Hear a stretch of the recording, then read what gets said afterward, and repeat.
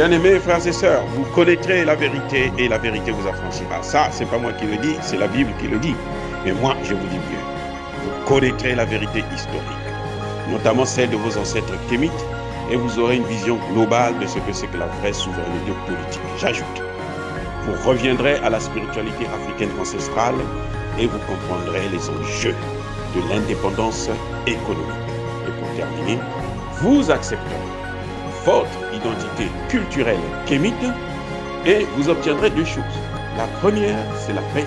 La seconde, c'est le développement, à une condition.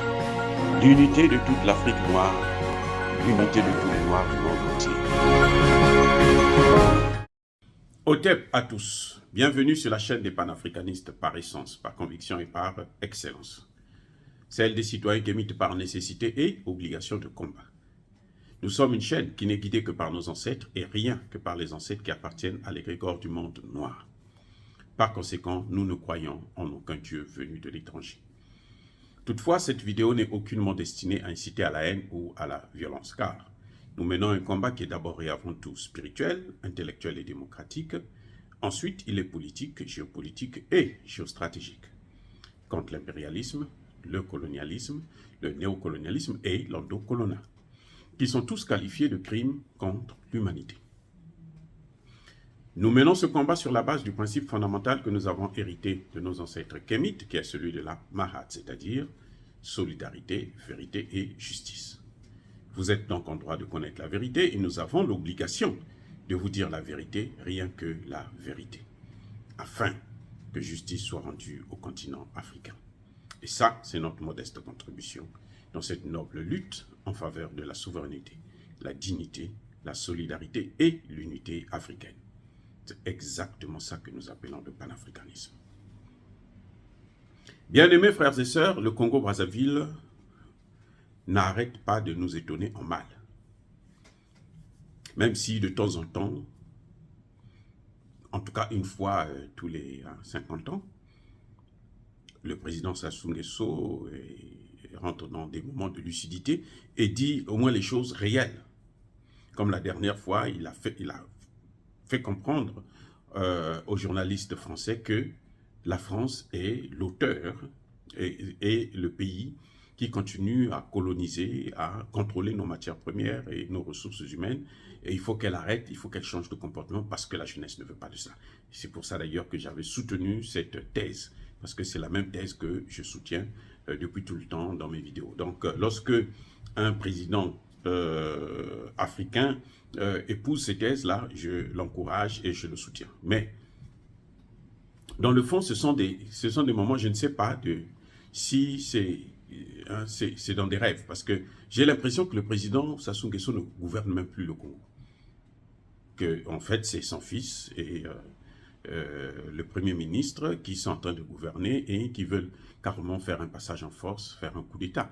Mais s'ils ont envie de faire un coup d'État, le pouvoir leur appartient, le pouvoir est dans leurs mains, ils n'ont qu'à faire le coup d'État normalement comme tout le monde le fait, et puis bon, ben, on va les regarder. Parce que passer par des petits jeux là, comme ils sont en train de faire aujourd'hui, c'est tellement ridicule, et ça, c'est comme si on avait affaire à des amateurs en politique, c'est comme si on avait affaire à des semi-illettrés, qui n'ont rien d'autre à faire que de chercher le pouvoir, les titres gonflés, et puis c'est tout. Vous voyez, le Premier ministre vient de créer un comité de coordination nationale pour la coopération internationale. Donc c'est un autre bureau, un autre gouvernement bis, un petit gouvernement, qui sera dirigé par Christelle Sassou Nguesso le fils. Le président de ce comité de coordination nationale de la coopération internationale, c'est Christelle. Et le vice-président, c'est le ministre des Affaires étrangères. Le deuxième vice-président, c'est, je crois, le ministre de l'Intérieur, ainsi de suite. Donc, on a pris des membres du gouvernement qu'on a mis dans ce comité qui est dirigé par le fils. Jusque-là, bon, vous savez, quand on est mauvais, quand on gère mal, hein, on peut pas demander à des mauvais gestionnaires de faire quelque chose de bien. Bon. Donc, mais jusque-là, on peut se dire que, bon, ben, écoutez, ils n'ont rien d'autre à faire, tant mieux que mal. Ce qui est emmerdant, c'est que quand ils font des choses comme ça, on a l'impression qu'ils ne réfléchissent pas. C'est vraiment le sardinisme. Parce que Christelle est ministre de la coopération. Le fils de Sassou Nguesso est ministre de la coopération, chargé du domaine privé, public et autres. Et on apprend qu'il part ici et là signer des contrats, alors qu'il ne lit même pas d'ailleurs. Mais bon, il signe seulement parce qu'on lui fait croire que oh, c'est bon, tu auras ta part, il aura ses 20%, ses 10%, ses 15%, et puis voilà, c'est tout, ça s'arrête là. Christelle est sous la tutelle du ministre des Affaires étrangères. C'est un ministre des Affaires étrangères bis. Donc nous avons un gouvernement où vous avez un ministre des Affaires étrangères, un ministre de la coopération, et ce même gouvernement crée encore un comité où vous avez le ministre des Affaires étrangères, le ministre de la coopération.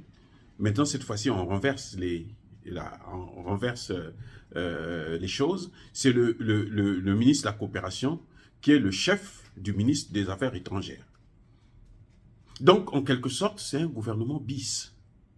Mais à quoi ça sert d'avoir deux gouvernements avec les mêmes personnages qui sont ministres et qui sont dans le comité de... C'est-à-dire que, quelle est la politique? Qui va gérer les affaires étrangères finalement? Puisque les affaires étrangères, c'est la coopération internationale. Oui, et c'est ça qui... C'est là où le bas blesse. C'est-à-dire que vous avez l'impression que ces gens font des choses.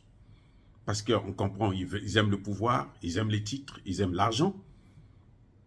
Mais ce qui est terrible, c'est que quand les Occidentaux, là, quand ils voient des choses comme ça, là, ils roulent par terre. Monsieur Makosso, écoutez-moi bien. Lorsque les Occidentaux vous voient faire des choses comme ça avec Christelle, là, ils roulent par terre. Et ce qui est emmerdant, c'est qu'on pense que tous les Congolais sont ridicules comme ça. Tous les Congolais ne réfléchissent pas. C'est pour ça que nous sommes obligés. Ça ne me dit rien, je m'en fous, c'est vous qui êtes en train de détruire le pays. C'est pas aujourd'hui que ça a commencé, donc on ne peut pas s'attendre à mieux hein, de votre part. Mais vous salissez aussi notre réputation. C'est-à-dire qu'on pense que nous aussi, nous sommes ridicules. Dacosta, l'ancien premier ministre de Pascal Lissouba, il disait que il y a plusieurs années de cela, nous sommes partis, nous avons fui le pays, nous avons quitté le pays pour aller à l'étranger à cause des incompétents, à cause des vauriens, à cause des imbéciles, des idiots. On revient 30 ans plus tard, on retrouve les mêmes idiots. Qu'est-ce que vous pouvez attendre de ça? Et effectivement, là, le pays est allé carrément dans la guerre civile, que les Congolais ne voulaient pas, mais on leur a imposé une guerre civile. Bref, quand un gouvernement, si M. Makosso pense qu'il n'a plus d'idées, parce que depuis qu'il est là, ça fait maintenant plus de 2 ans, je crois,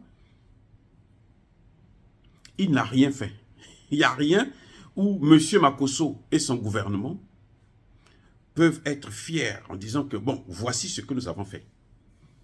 La seule chose que nous voyons, c'est aller se soumettre au FMI, aller s'agenouiller devant le FMI, aller s'agenouiller devant Bruno Le Maire, hein, ce vaurien là, de la politique française d'ailleurs, puisque c'est lui qui avait dit « Nous allons détruire l'économie russe » et la Russie est en train de détruire l'économie européenne, de tout l'ensemble des pays européens, jusqu'aux États-Unis. Vous savez, je pense que vous le savez, qu'actuellement, les banques sont en train de tomber là en cascade aux États-Unis. Donc, ce que nous voyons, ce que vous avez pu faire, c'est aller justement seulement s'humilier devant ces gens-là, qui eux-mêmes ne valent pas grand-chose. Ils ne peuvent pas vous conseiller. Ils ne peuvent pas vous aider. Parce qu'eux-mêmes, ils sont dans des problèmes. La France est endettée à hauteur de 3 000 milliards. Et près de la moitié de cette dette-là, c'est avec Emmanuel Macron. Et l'Afrique, tous les pays africains réunis, ils sont endettés à hauteur de 800 milliards. Qui peut aider l'autre? Voyons, Monsieur Makosso, qui peut aider l'autre? Vous n'avez pas tiré la leçon. Quand le président Sassou Nguesso, après l'annulation de la dette, on a mis les pendules à zéro. Il revient au pays et il commence à avoir des excédents budgétaires. Lorsqu'il avait sorti cette histoire des 14 000 milliards que, bon, après, ils ont pillé, bien entendu, puisque c'est la profession du pillage. Lorsqu'il y a eu cette affaire, le président Sassou Nguesso est allé prendre Dominique Strauss-Kahn, conseiller. Non, il était directeur. Il venait de quitter le poste de directeur du FMI, après l'histoire des fesses, puisqu'il court après les fesses aussi, c'est sa profession, première d'ailleurs, puisqu'il a même divorcé avec sa femme à cause de ça. Donc, c'est un spécialiste. Sassou est allé le prendre pour venir le conseiller. Vous savez ce qu'il a fait? En un an, il a multiplié la dette du Congo. C'est reparti à hauteur de 117% de notre PIB. Donc, il a fait carrément un exploit. Alors, si M. Makosso, vous ne pouvez pas tirer ces leçons, si M. Christel, vous ne pouvez pas tirer ces leçons, à votre place, je démissionnerai. Parce que vous êtes la honte du Congo. C'est la honte du Congo. Il n'y a rien à faire, c'est la honte du Congo. Nous, on veut voir les résultats. Monsieur Christel vous voulez remplacer votre père, non? Travailler. On vous a mis là, comme dans le gouvernement là. C'est un test, hein. C'est ce qu'on appelle, comment on appelle ça? Il y a un concept là, un mot là. Je veux vous le rappeler bientôt. Vous êtes en période d'essai, voilà. C'est là que vous devrez montrer que vous êtes intelligent, que vous êtes capable de prendre la place de votre père et de faire mieux que votre père. Parce que 40 ans après, on a beau penser que Sassou Nguesso c'est un être divin, c'est une chance pour le Congo. On a beau penser cela. La réalité là, ce que les Congolais voient là, c'est un pays qui est complètement délabré. Si c'était une entreprise, le Congo devrait mettre déjà la clé sous le paillasson. C'est-à-dire faire faillite, déclarer la faillite. Ça, c'est la réalité. Vous pouvez corrompre des pauvres petits illettrés que vous avez formés en masse, parce que les gens ne vont plus à l'école, c'est devenu, comment dirais-je, un luxe pour aller à l'école. Mais ce que les gens voient là, les gens qui ont la tête, les gens qui ont un cerveau, vous savez que le Congo, c'est le chaos. Il n'y a pas d'hôpitaux, il n'y a pas d'école, le système de santé, mais alors il est moribond. L'école, mais alors les salaires, ça vient au lance-pierre, à compte-gouttes. Les gens sont là à sucer les cailloux à longueur de journée. Il n'y a rien. Donc, pour Christel, là, moi, à votre place, monsieur Christel, à votre place, là, j'allais prouver aux Congolais que vous êtes mieux que votre propre père. C'est ça que les gens sérieux attendaient de vous. Mais ce n'est pas des créations ridicules, hein, qui n'ont ni tête ni queue, commission, coopération. Vous êtes déjà ministre. Quelle est la décision que vous allez prendre dans ce comité-là, que vous ne pouvez pas prendre en tant que ministre? C'est laquelle? C'est laquelle? Quand vous êtes allé bazarder le Congo rwandais, vous l'avez fait sans même consulter les Congolais. Hein. Vous avez carrément violé la Constitution et puis vous l'avez fait. Donc vous avez tous les pouvoirs. Arrêtez d'être maintenant ridicule. C'est la moindre des choses. Vraiment, je vous en supplie. Arrêtez parce que vous faites honte à tous les Congolais. Nous, on n'est pas tous comme ça. Moi, j'étais brillant à l'école, du CP1 jusqu'au doctorat. J'ai été brillant, brillant, brillant, brillant. Toujours majeur de promotion. Ah oui, ceux qui étudient avec moi le savent, ils peuvent témoigner. Mon doctorat, je l'ai fait en France, là. La meilleure thèse de l'année. Donc, je trouve anormal que vous puissiez nous salir parce que vous voulez le pouvoir, parce que vous voulez l'argent. Vous avez déjà beaucoup d'argent, vous êtes riche. Ça, c'est connu que vous êtes très riche. Votre passage à la CNPC, là, personne ne peut en parler. Si on en parle ici, là, mais les dossiers de biens mal acquis, on voit comment vous avez des maisons, des ceci, de cela, un peu partout dans le monde. Donc, arrêtez de faire des choses où vous êtes obligé de salir toute une nation, tout un pays. Vous avez choisi de vivre comme ça, dans cette gestion calamiteuse, mais de grâce, vous êtes un ministre, vous avez les pouvoirs. Et c'est comme si vous demandez ce que vous avez déjà dans votre main. Vous demandez à votre père ce que vous avez déjà dans votre main. Je ne sais pas si votre père était au courant de ça, s'il a accepté, mais en tout cas, le pouvoir qu'on vous a donné là, que vous créez là, c'est ce que vous avez déjà dans les mains. Si vous ne le savez pas, moi je vous informe. Hein, je n'ai rien contre ça, mais je vous dis que ce que vous êtes en train de faire là, c'est ce que vous avez déjà. Et on ne demande jamais à Dieu ce que Dieu vous a déjà donné. Vous avez ça dans les mains, mais vous demandez encore, donnez-moi ça. Ça n'a aucun sens. Vraiment, c'est malheureux. C'est triste à pleurer. Je préfère en rigoler parce que je ne veux pas stresser pour des choses, des bêtises comme ça. Donc, vraiment, essayez de faire mieux parce que essayez de nous donner un peu de dignité, ne serait-ce que pour vous-même. Hein? Parce que là, quand un enfant du CM2, ou bien de la 6e, quand on va lui dire, oh, mais ça, c'est le ministre, il est aussi le président de la commission de la coopération. Ministre de la coopération, président de la commission de la coopération. Il va vous poser la question, mais quelle est la différence? Et ça n'a aucun sens. Voilà, bien-aimés frères et sœurs, je suis désolé mais lorsque un gouvernement prend des dispositions qui font honte à tout un pays, il faut quand même que les intellectuels se lèvent. On ne peut pas continuer à se laisser massacrer comme ça. On a perdu, vous avez tout pris. Vous ne nous donnez pas du travail. C'est-à-dire que vous avez tout. Le Congo, c'est pour vous, c'est votre chose. Mais arrêtez de jouer avec quelque chose que vous avez dans vos mains. Arrêtez de salir ceux qui sont en train de vous observer. Parce que nous, on est là en train de vous observer. Parfois, on vous acclame même. De grâce, arrêtez d'être ridicule parce qu'on va se dire, mais comment on peut observer des gens qui ne sont pas observables? Il faut tourner carrément la tête. Parce que ce qu'il faut, c'est catastrophique. Dire cela, c'est inciter à la haine ou à la violence, non. Il y a ma colère, il y a ma laine. C'est le débat intellectuel. Si vous êtes des intellectuels, répondez-nous sur le plan intellectuel. Parce que nous, c'est ça que nous voulons. Nous, on est des intellectuels. C'est vous qui avez l'argent. Nous, on n'a pas votre argent.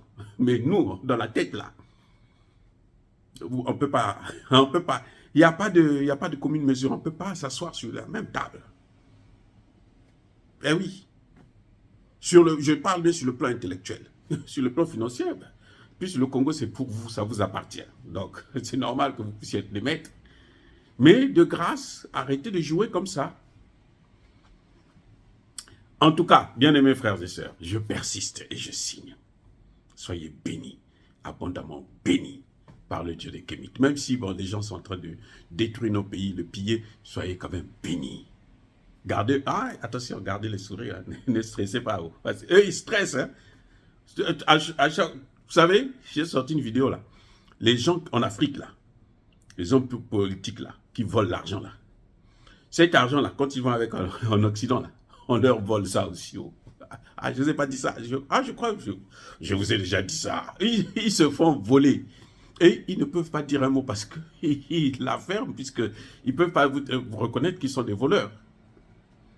Donc, ce sont des gens qui souffrent dans le silence. Ils sont plus malheureux que nous. Ceux qui sont en train de piller nos pays, là, ils sont plus malheureux que nous. Nous, on est libres. Nous, on marche la tête haute. Ah oui, on marche la tête haute. Parce qu'on n'a rien à nous reprocher. Il n'y a rien. On est allé à l'école, on était bon. Alors que beaucoup parmi eux, là, ils sont allés à l'école, ils n'étaient pas bons. Il y en a qui achètent même des diplômes, il y en a qui... Voilà. Parce que le résultat, au final, quand vous sortez de l'école, si vous étiez intelligent à l'école, ça va se voir sur le terrain. Ce que vous allez faire, là, les gens vont dire, ah, lui, oui, ça va. Aza Mobali, Azawana. Aza Mwasi, Azawana. C'est ça le problème que les gens oublient. C'est sur le terrain, là. C'est pour ça qu'on peut dire, oh, lui, là, bah, diplôme Nayewana. Ah, vraiment, même si Aza docteur, mais qu'est-ce qu'il a contribué en quoi dans son domaine? Quelle est sa contribution scientifique? Bon, quand on n'a jamais fait la recherche, déjà, on ne peut même pas poser la question parce que là, c'est déjà à côté. Mais ceux qui se disent, je suis docteur, nous, on veut voir le résultat. Les autres, là, oh, j'ai une maîtrise, j'ai une licence, là. On veut voir le résultat sur le terrain. Qu'est-ce que vous êtes capable de faire? Je vais vous dire, hein, aux Nations Unies, j'ai des évaluations. Mon superviseur, Aimé Ruffin, est très compétent. Donc, je n'ai rien à prouver. Dans mes recherches, là, j'ai inventé la prévention des conflits. J'ai inventé la justice transitionnelle. Les deux plus grandes théories scientifiques des Nations Unies actuellement. Donc, de grâce, arrêtez de nous diminuer. Par contre, tous ceux qui persécutent le continent africain, tous ceux qui le pillent et le déstabilisent, qu'ils soient blancs, qu'ils soient noirs, qu'ils soient endocollants, qu'ils soient chinois, qu'ils soient arabes, qu'ils soient maudits, punis, foudroyés, neutralisés par le Dieu des Kémites et par nos ancêtres angélisés. Vive l'Afrique éternelle, j'ai dit. Et bien entendu, vous savez, la règle, j'assume.